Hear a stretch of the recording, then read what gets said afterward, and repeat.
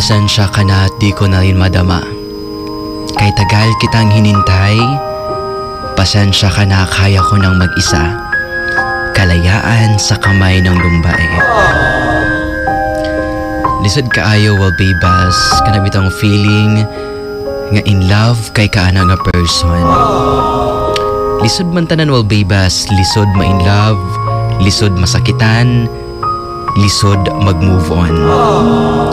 Sabi nga nila wal baybas, falling in love is easy. Staying in love is hard. Letting go is harder. And moving on is the hardest.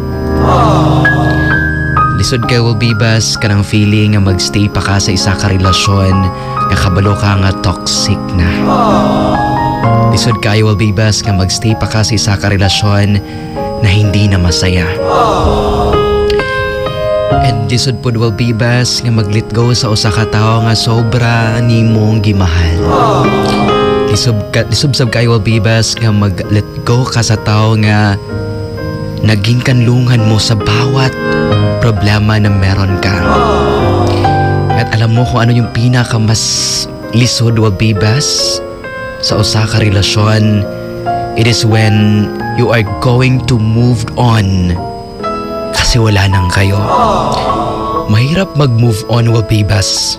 Mahirap mag-let go. Yung taong sobra mong minahal, papakawalan mo na. Hindi yun magiging madali wal baybas para sa isang taong nagmahal lang naman pero bakit kailangang masaktan. Hindi yun madali wal baybas para sa mga taong gustong patunayan na totoo yung pagmamahal nila. Pero wala naman tayong magawa wal baybas kasi desisyon nila na iwan na tayo.